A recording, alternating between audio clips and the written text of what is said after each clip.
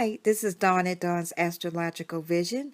Welcome back, Scorpio Sun Sign and Scorpio Rising. Stand by for your June 2015 forecast.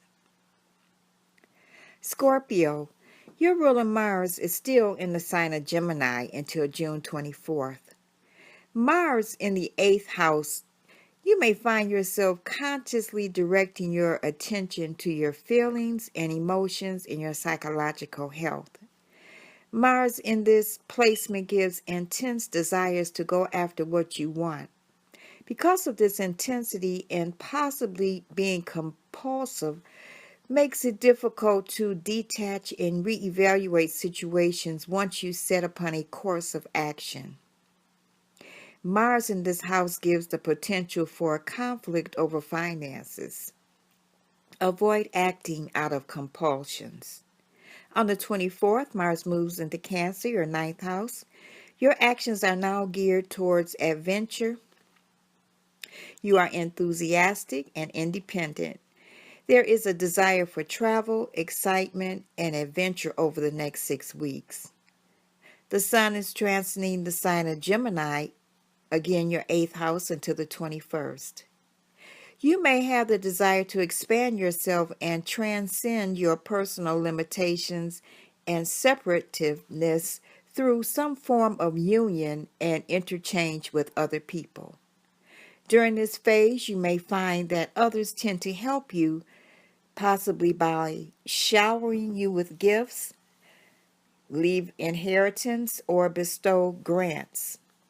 Frequently, there may be an urge to invest your energies in joint or collective enterprises that bring you into the realm of business, banking, insurance, and anything to do with other people's money and resources.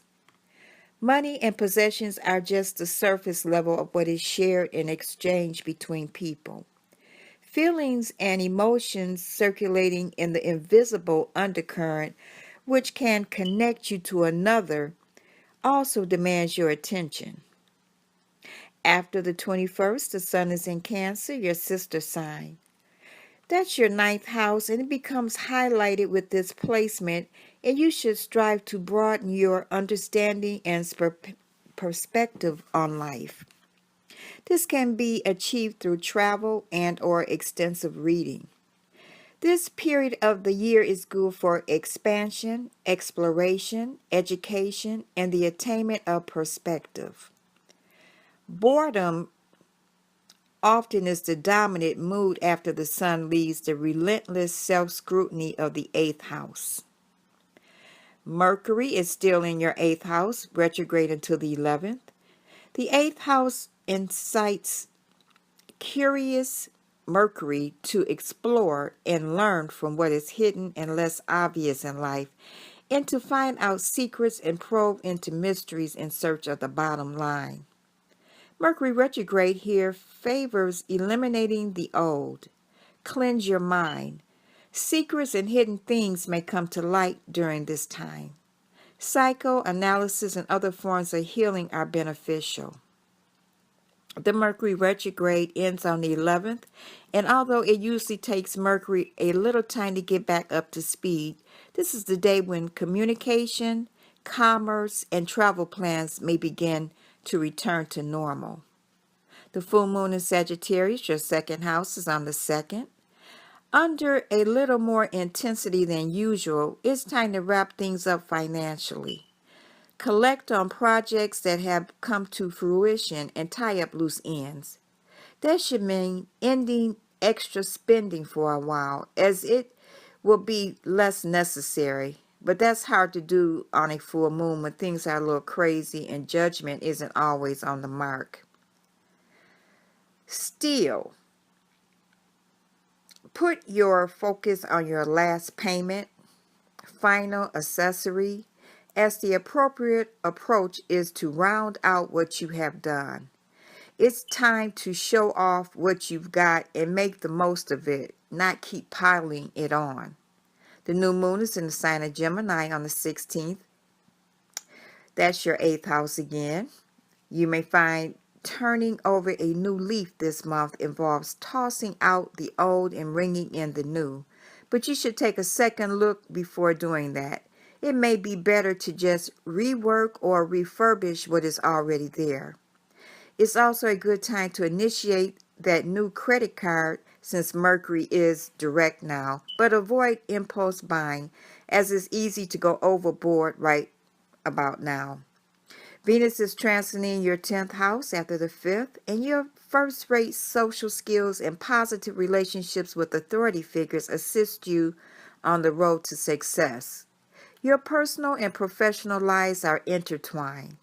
Charm, beauty, and social grace help you get ahead in your career during this phase. In some cases, you could meet a spouse at work or through work relationships. You can charm the boss or the public. Venus will be in this sign in retrograde next month, but will not leave for good until October. Venus will be conjoining Jupiter in this house and can bring about career success. This favorable aspect may bring opportunities for gain, honors, professional advancement, and improved finances. Venus in the 10th house can result in increased sociability and gaining the notice of influential persons. Avoid carelessness, poor taste, or sloppy work. Neptune is going retrograde on the 12th in your 5th house. Neptune in Pisces wins sometimes and sometimes loses. On one hand, this position bestows a rich and vivid imagination, creative flair, and the natural ability to externalize the feelings in a grand and exuberant manner. On the other hand, circumstances you attract into your life may require that you give and become what others want and need, rather than what they would like to be or do for you. Sacrifices may have to be made regarding children. Recognize what your romantic partners and children are like and distinguish that from the way you might want them to be. Your lucky days of the month, Scorpio, are the 9th and the 10th, 17th, 18th, 26th, and 27th.